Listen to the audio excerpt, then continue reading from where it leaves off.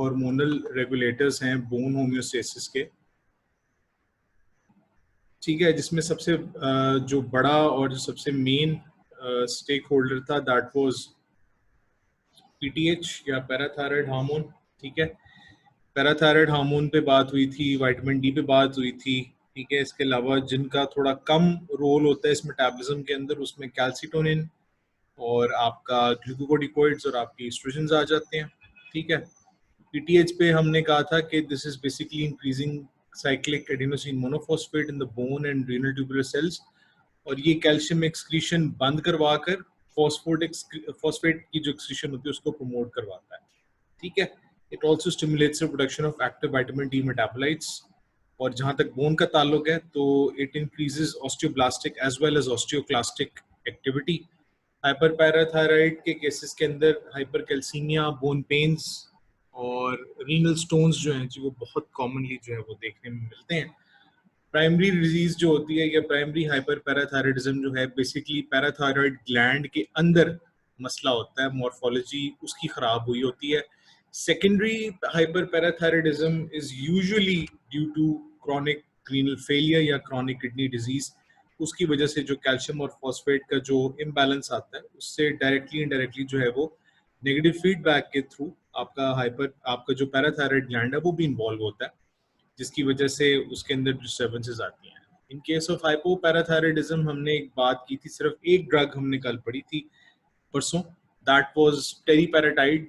This is basically a synthetic analogue of जो आपका है पैराथायराइड हार्मोन, और उसके अंदर हमने ये पढ़ा था कि जब पैराथायराइड हार्मोन कमी आती है तो टेरिपेराटाइड जो है वो दिया जाता है। विटामिन डी की हमने बात की थी, तो विटामिन डी की डेफिशिएंसी सबको पता है, अगर बच्चों में होगा तो रिकेट्स होगी और अगर बड़ों में होगा तो ऑस्टियोमलेशिया की शक्ल में आता है ये, ठीक है। इससे कैल्शियम का मेटाबॉलिज्म भी जो होता है वो इफेक्ट होता है, और इन केसेस में हम कैल्शियम के साथ इसका कॉम्बिनेशन देकर ऑस्टियोपोरोसिस को प्रिवेंट करते हैं और ट्रीट करते हैं।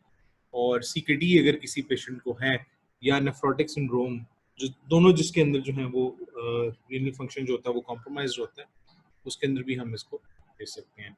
कैल्सिटोनिन की बात की थी और इसमें भी यही कहा गया था कि रीनल एक्सक्रीशन ऑफ कैल्शियम और फॉस्फेट दोनों ही होने देता है ये, ठीक है। बोन रिजॉर्प्शन भी जो है उसको इनहिबिट करवाता है ये।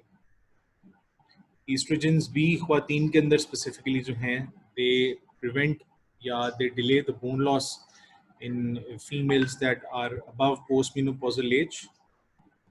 और ग्लूकोकोर्टिकोइड्स जिनको आम जुबान में हम हरफ आम में जिसको हम स्टीरॉइड भी कहते हैं, ठीक है, it also inhibits bone mineral maintenance, ठीक है। इसलिए ये तवील अरसे के लिए अगर इस्तेमाल किए जाएं तो इनके फ़ायदे से ज़्यादा इनका नुकसान, ठीक है। आज हमने बात करनी है जी नॉन हार्मोनल रेगुलेटर्स के ऊपर, और नॉन हार्मोनल रेगुलेटर्स पीछे जा रहा हूँ। नॉन हार्मोनल रेगुलेटर्स में हमने कहा था कि 3 चीज़ें आपकी मेन जो है वो इस्तेमाल होती हैं, जिसमें आपके बिसफॉस्फोनेट सबसे अहम और सबसे इम्पोर्टेंट, ठीक है, फ्लोराइड और कैल्सीमामेटिक्स।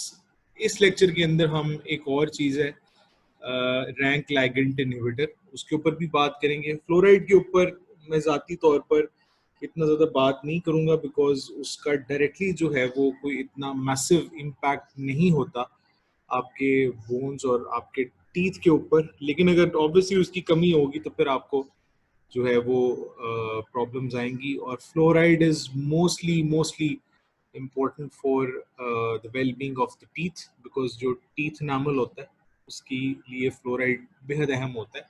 फ्लोराइड जो होता है वो अगर तो आप कोई टूथपेस्ट ऐसा यूज़ कर रहे हैं और उसके अंदर उसकी कॉन्सेंट्रेशन ठीक है, तो अब मेरा नहीं ख्याल कि आपको फ्लोराइड एक्सेसिव लेने की ज़रूरत पड़ती है आपको। इसके अलावा हमारा जो पानी आता है ना टैप वाटर, उसके अंदर भी बहुत सारे मिनरल्स होते हैं, और जहाँ तक मुझे पता है जो पानी पीने वाला हमारे घरों में वासा के थ्रू आता है, उस पानी के अंदर जो है वो कुछ केमिकल सब्सटेंसेस मिलाए भी जाते हैं, जिसमें सरफहरिस्त आपका क्लोरीन है उसकी सफाई के लिए, और इसके अलावा फ्लोराइड जो है वो भी ऐड किया जाता है। अब मुझे नहीं पता कि किस हद तक ये बात ठीक है, लेकिन मैंने सुना ज़रूर है कि यहाँ पर फ्लोराइड भी ऐड हो रहा है।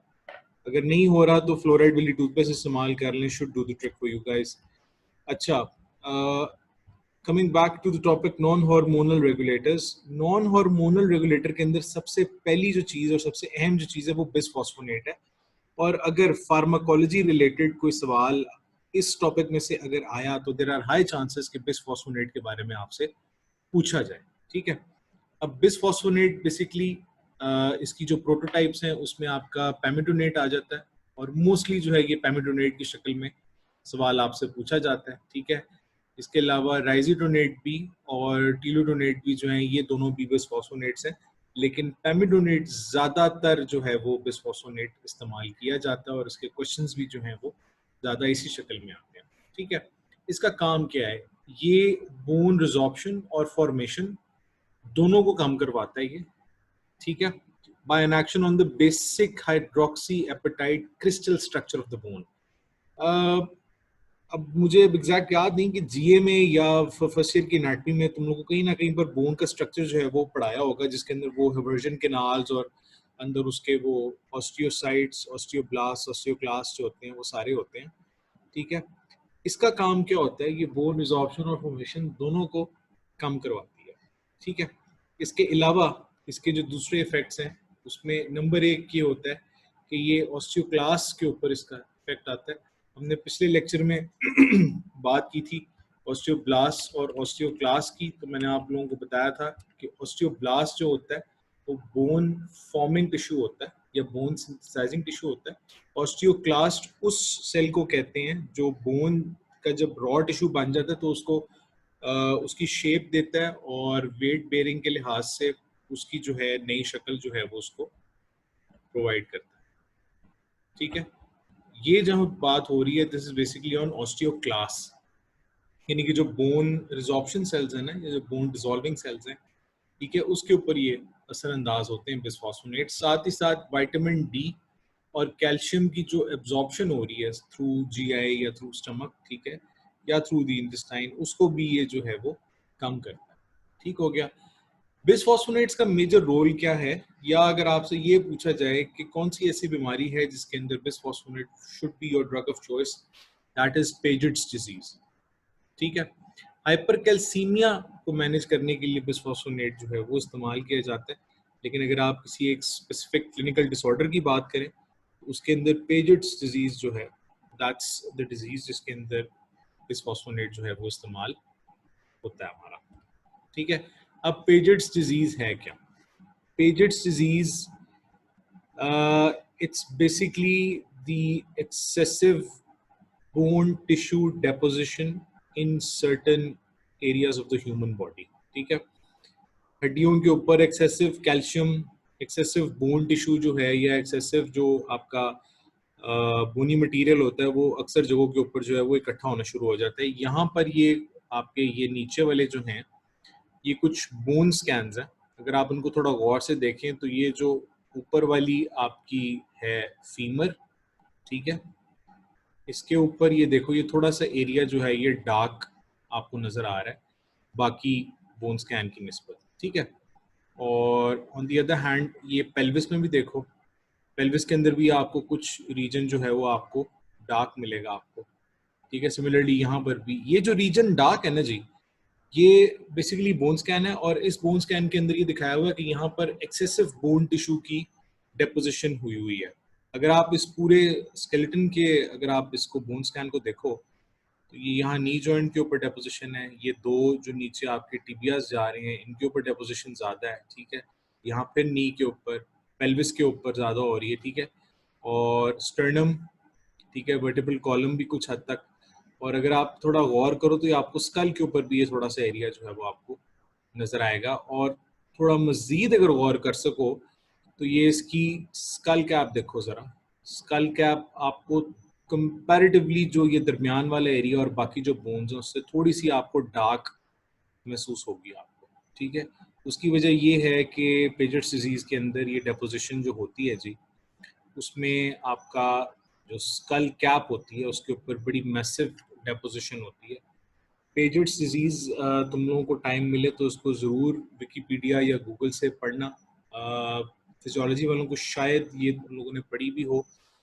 अगर आप ये इसका एक्सरे देखो तो आपको ये जो बोन नज़र आ रही है, ठीक है, this is the knee joint, ठीक है, और ये आपका ऊपर वाला जो बोन है, दिस इज योर फीमर। अगर आप देखो तो इस फीमर का साइज आपको इस फीमर के साइज से थोड़ा सा ज़्यादा मिलेगा, और ये आप अगर देखो तो यहाँ पर आपको बोन टिश्यू डेपोजिशन जो है वो ज़्यादा नज़र आएगी कंपेयर टू दिस वन, ठीक है। और ये यहाँ पर भी आपको ये कुछ इरेगुलर सा आपको रफ सा आपको एरिया नज़र आ रहा है। This is basically excessive deposition of bone. यहाँ पर ये पेल्विस के ऊपर भी ये जो एरोज बने हुए हैं, ठीक है, ये देखो, this is basically excessive deposition of bone.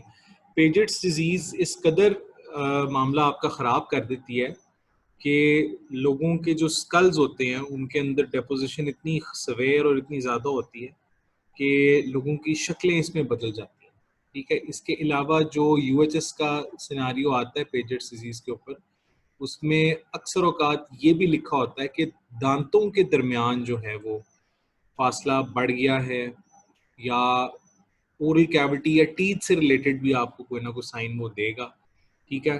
उसके जो स्कल के फीचर्स हैं वो भी बंदे के चेंज होने शुरू हो जाते हैं, and this is all due to Paget's disease, ठीक है। इस डिजीज के अंदर आपकी जो एक्सेसिव डेपोजिशन हो रही है उसको रोकने के लिए आपने बिसफॉस्फोनेट देना, बिकॉज ये हाइपर कैल्सीमिक स्टेट है, ठीक है। उसके लिए आपका ड्रग ऑफ चॉइस इज बिसफॉस्फोनेट, ठीक हो गया। नेक्स्ट आपके जो नॉन हार्मोनल रेगुलेटर आते हैं उसमें रैंक लाइगेंड इनहिबिटर भी आते हैं, या जिसको रैंक एल इनहिबिटर भी कहा जाता है, ठीक है। रैंक लाइगेंड बेसिकली है क्या, it's a human monoclonal antibody, ठीक है, that binds to and prevents the action of RANK ligand. सिर्फ तुम लोगों ने इसको इतना ही याद करना, मजीद डिटेल में मत जाइएगा। ये चीज़ बहरहाल याद रखें कि it inhibits osteoclast formation and activity. Osteoclast हम पहले भी बात कर चुके हैं कि उस सेल को कहा जाता है जो आपकी बोन की रिजॉर्प्शन और उसको एक बोन टिश्यू जो एक्सेसिव होता है डिपॉजिट, उसको शेप देने के काम आता है, ठीक है। कैल्सीमाइमेटिक्स जो तीसरी चीज आपकी लिखी हुई थी उसके ऊपर जो टाइप्स हैं आपके नॉन हार्मोनल के अंदर, तो कैल्सीमाइमेटिक्स जो हैं इसके अंदर एक आपका प्रोटोटाइप आया था जिसको हम सिनाकैल्सिड भी कहते हैं जिसको, ठीक है। This basically cinacalcet is used to lower the level of parathyroid hormone, ठीक है, बिकॉज ये कैल्शियम सेंसिंग रिसेप्टर्स जो होते हैं उनको एक्टिवेट कर देती है, जिससे उनको ये नेगेटिव फीडबैक ये जाता है शायद बॉडी जो है वो उसके अंदर कैल्शियम पहले से बहुत ज़्यादा मौजूद है, इसलिए मजीद पैराथायराइड हार्मोन की ज़रूरत नहीं है, ठीक है। This is used for the secondary hyperparathyroidism, ठीक है, जो कि किडनी डिजीज की वजह से होता है, और जिन पेशेंट्स के अंदर हाइपरकैल्सीमिया होता है उसके अंदर भी जो है वो उसको इस्तेमाल किया जाता है। That's it for today.